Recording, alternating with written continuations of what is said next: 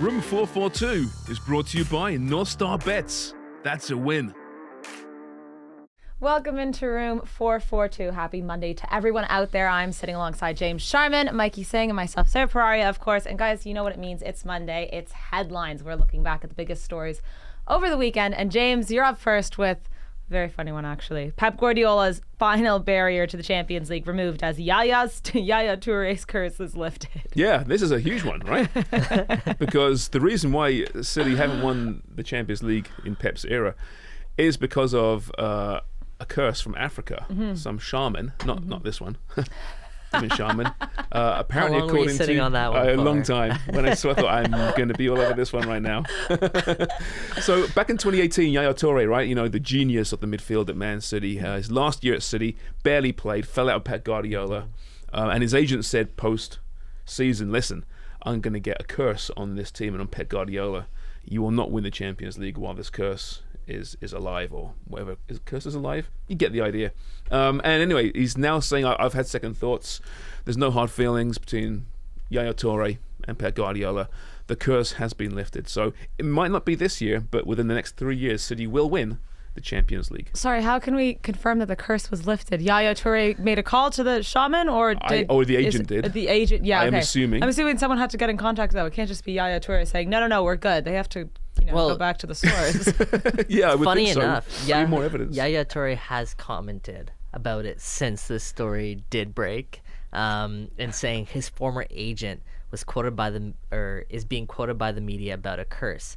Please don't associate me with this nonsense and lazy stereotypes about African curses. Media, move on, please. This man does not represent me in any way. Amplifying these stereotypes is harmful. Very harmful. And this is the same agent, I think, that had made the big scene about the lack of a birthday cake for Yaya. Yeah. And Yaya got painted a certain way. And it's because of this madman of an agent who we are now just amplifying through headlines today. But so Yaya, respect. He made some good points there.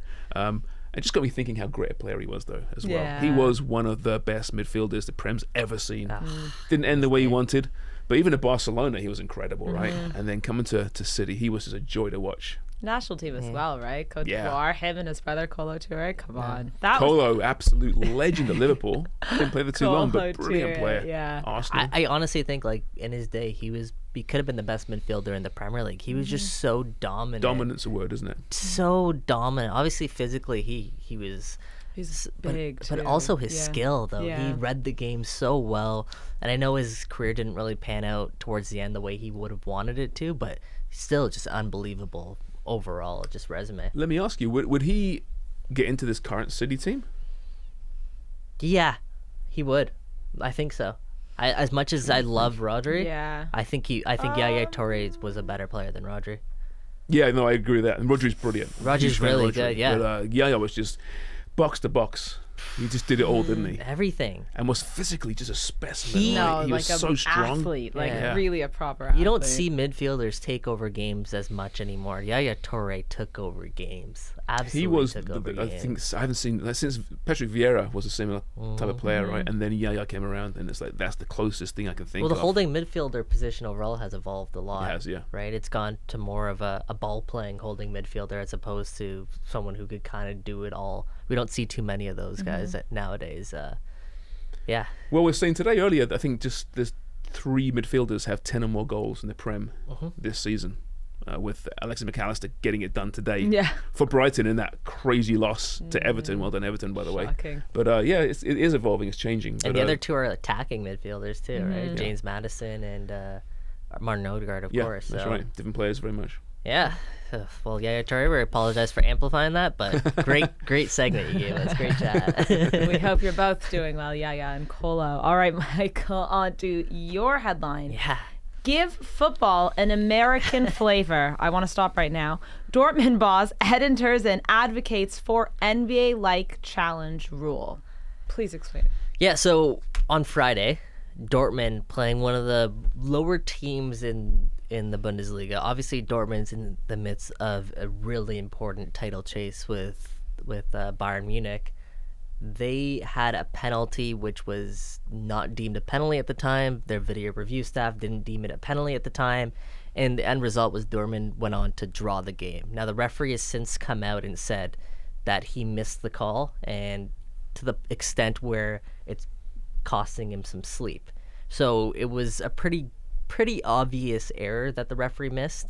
So now the Dortmund coach has come out and said that he would like an NBA like challenge rule to challenge one instance per game, where if it's so clear and obvious, you can challenge it and see if you can, change someone's mind. Now, Jurgen Klopp, your boy, has since come out and agreed with the Dortmund coach that they should instill this challenge rule. Obviously, Klopp had that famous run-in not too long ago with referees, so he's definitely an advocate for changing all of this. But I don't know. What are your thoughts?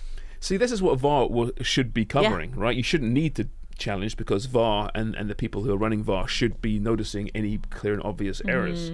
Right? I don't like the idea of another stoppage in play. No. As it is right now with VAR, it's too long. Yeah. And I totally understand why he wants this, and I think most managers would want it. But if VAR's done properly, you don't need this.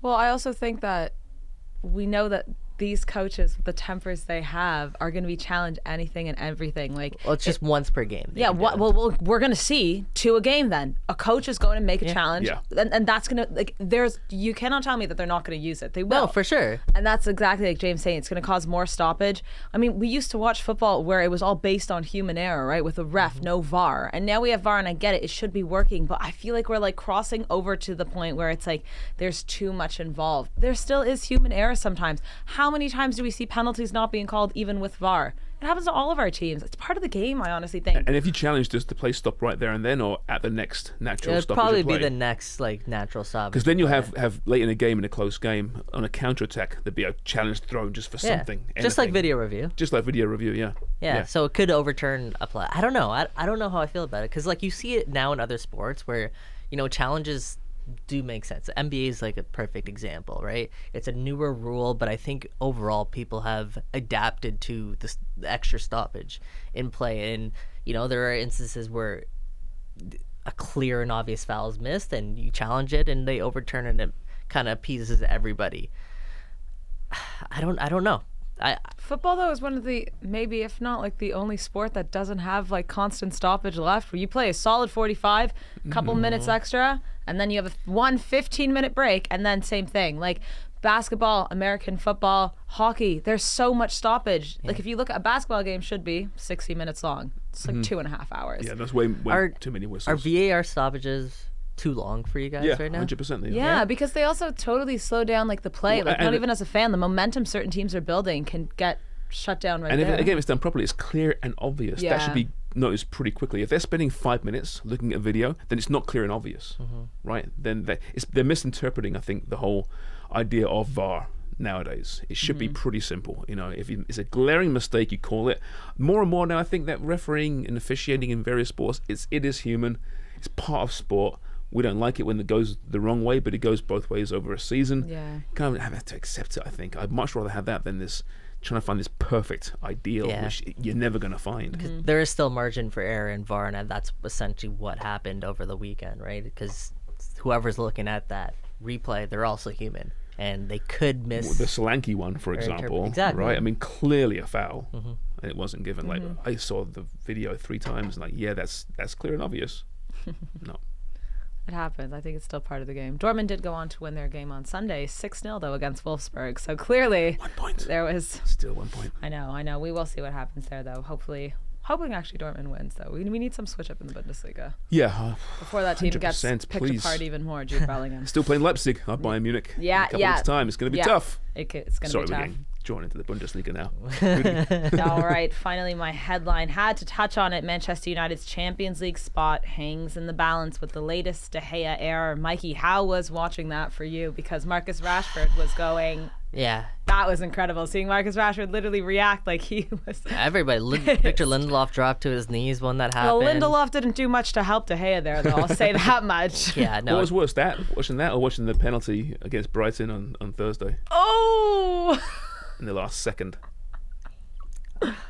Yeah, I Both mean that thoroughly enjoyable, Luke I Shaw thought. handball was rough. But no, you know what? The thing is about David De Gea is he's so good. except for the fact that he's prone to mistakes like this. He's prone to a couple of these per season. This one was really bad, just given the moment of it and what this match meant for Manchester United. It was a game that the points were absolutely in the balance. United up to that point were absolutely all over West Ham. They created a bunch of different chances. They just couldn't capitalize on their opportunity, and then obviously the ball comes down the other end, and West Ham find a way to get that one by De Gea. So it's a bit of it's deflating, and that's what Marcus Rashford's reaction is more than anything. Erik ten Hag has still since come out and said that we want De Gea to stay next season. Obviously his contract is coming to an end, and they're negotiating a new deal, and he's backed his keeper. And yeah, it's so frustrating because, like I said, those errors come at the worst times. But overall, when you look at the grand scheme of his work, he's still a fantastic goalie. He's also getting older, though. You know, Yeah. one of his next deal. He's, I think, the highest paid goalkeeper in England, I believe. He's not worth that anymore. No, He can't play too well with his feet. He can save with his feet, but his distribution's not great. that's been Ten in Hag question needs this that. season. Yeah. It's an interesting situation with him. It really is. But the bottom line is, what happened now is that top four race is once again really exciting. Liverpool one game back, of course, game in hand for United. Liverpool slightly easier running. I still think it's United and Newcastle. I still think if I was going to bet on this, it's going to be them. But there's a lot to say still. There's some big points available. Let's also talk a little bit about Marcus Rashford, because Manchester United of late have been quite mediocre. I think ever since that whole run-in with Sevilla. Yeah. They lost to Sevilla. They beat Brighton on PKs to go to that FA Cup final, but that game could have gone both Shouldn't ways. have won that game. Exactly. They drew Tottenham. They beat Villa, but then they lost 1-0 to Brighton, 1-0 to West Ham. In the last 15 games across all competitions for United, Marcus Rashford has only 4 goals and 2 assists. And we know how he's been playing prior to those 15 games, nearly scoring every game. He hasn't hit his 30 yet in Premier League goals. People are talking about that. Do you feel that that's also contributing to Manchester United kind of just playing very average football right now? No, I think the biggest thing is the loss of both their starting center backs, Lisandro Martinez and Varane. And when you think of center backs, the first thing you think of is defense, but it's more than that. Like when Lisandro Martinez has the ball at his feet, he sees the pitch better than most center midfielders, I would say. Ten Hag actually used Lisandro Martinez as a holding midfielder during his time in Ajax. So he's that important when United have the ball and they're building up and they're doing that. So that honestly unlocks more for United going forward, more offensively. Marcus Rashford was bound to go through this little dip in form. I think it was a little bit unrealistic to expect him to keep up his performances and what he was doing, but he's still been a very dangerous threat when you watch a lot of their matches. Like I said, United created plenty of chances. If they were just a little bit more clinical in front of goal, they could have scored. But yeah, scoring no goals against West Ham is pretty unacceptable. I'm not sure you can just lay the finger though at Marcus Rashford. Yeah, I mean, you could have Anthony as well for the amount that he's been paid, and I just don't think he's lived up to that price And tag. the other Anthony Martial. Who That's you're the big starting one for me. Anthony. Yeah. It's time to move, isn't it? Time to move on. Yeah, Hasn't worked out. No, a change of scenery is probably going to do him well. He did well when he went to Sevilla last season. He started this year really well, but injuries just ramped up for him, and it's been a tough year for Martial again at Manchester United. He needs a change of scenery, I think. Yeah. All right. Well, 1 point separating Manchester United in 4th and Liverpool in 5th. I'm very excited for Newcastle's this. in that too. 100%. It's great for just all fans. Of Brighton football, were I in it think. as well. Brighton. And then they lost to didn't help. Everton. But yeah, we'll see. One just special mention for a headline here has to be the Super Classico, guys. River and Boca Juniors played yesterday. River won that game in extra time, 1-0. Sounds like, okay, yeah, 1-0 game. Insane. 9 yellow cards, 4 red cards. This is South American football at its finest. At the Monumental, this game, if you saw the scenes, just fans filling, flares. Like, it is so special. This game, Post-game melee, right? It's a four- big scrap. Yeah. 4 red cards. Yeah, they scored, and everyone went on the pitch and started fighting each other. Yeah, it's one of those bucket lists, isn't it? I think going there. Absolutely. Boca There, and the River, Monumental, the it's- Bombonera, all these big stadiums in Yeah. South America, man. You got to be That's brave. probably one of the biggest rivalries in football. Yeah. Oh, 100%. It might be the biggest. 1000%, Yeah. People well, die. I think Barca, People die. Barca and Real are like that, though, too. No, to but be people fair. die. Yeah. In these, Do people die? They do. No, they do. They do. Yeah. No, I know, Boca I know. River, oh, like it's not good. It's not a good scene. But it's kind of great. Well, I'd love to go. people dying I'd isn't love- great, but I know you're saying the yeah, passion the is. fans, the passion. Like No, it's you- different. Yeah. But no, we had to obviously mention that. Very, very crazy big weekend. But hopefully one day we'll all be able to head to Voca and River Super Classico. Room 442 is brought to you by North Star Bets. That's a win.